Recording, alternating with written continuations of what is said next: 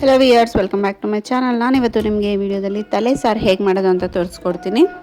ಅದಕ್ಕೂ ಮುಂಚೆ ಯಾರೇ ನನ್ನ ಚಾನಲ್ಗೆ ಸಬ್ಸ್ಕ್ರೈಬ್ ಆಗಿಲ್ಲ, ಪ್ಲೀಸ್ ಸಬ್ಸ್ಕ್ರೈಬ್ ಮಾಡ್ಕೊಳ್ಳಿ. ನನ್ನ ವೀಡಿಯೋಸ್ ಇಷ್ಟ ಆಯಿತು ಅಂತಂದರೆ ಲೈಕ್ ಮಾಡಿ, ಶೇರ್ ಮಾಡಿ, ಕಮೆಂಟ್ ಮಾಡೋದನ್ನು ಮರಿಬೇಡಿ. ಬನ್ನಿ ನೋಡೋಣ ಹೇಗೆ ಮಾಡೋದು, ಏನೆಲ್ಲ ಇಂಗ್ರೀಡಿಯೆಂಟ್ಸ್ ಬೇಕು ಅಂತ ಹೇಳ್ತಾ ಹೋಗ್ತೀನಿ, ನೋಟ್ ಮಾಡ್ಕೊಳ್ಳಿ.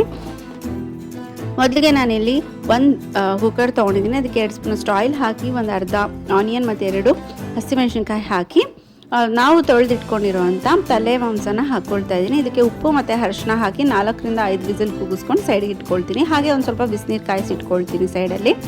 ಈಗ ನಾವು ಮಸಾಲೆ ರೆಡಿ ಮಾಡ್ಕೊಳ್ಳೋಣ. ಇದಕ್ಕೆ ನಾನು ಒಂದು ಬಾಣಲಿಗೆ 2 ಸ್ಪೂನಷ್ಟು ಆಯಿಲ್ ಹಾಕ್ಕೊಂಡು ಇದಕ್ಕೆ ಸಣ್ಣಗೆ ಕಟ್ ಮಾಡ್ಕೊಂಡಿರೋವಂಥ ಆನಿಯನ್ಸ್ನ ಹಾಕ್ಕೊಳ್ತಾ ಇದ್ದೀನಿ.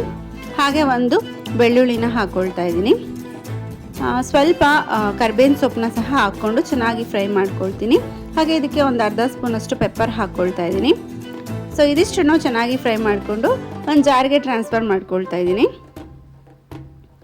ಸೊ ಈಗ ಇದೇ ಜಾರ್ಗೆ ನಾನು ಒಂದು 2 ಇಂಚಷ್ಟು ಶುಂಠಿ ಹಾಕ್ಕೊಳ್ತಾ ಇದ್ದೀನಿ. ಹಾಗೆ ಅರ್ಧ ಇಂಚಷ್ಟು ಚಕ್ಕೆ, ಆಮೇಲೆ ಒಂದು ಅರ್ಧ ಕಪ್ಪಷ್ಟು ಕೊಬ್ಬರಿ ಹಾಕ್ಕೊಳ್ತಾ ಇದ್ದೀನಿ.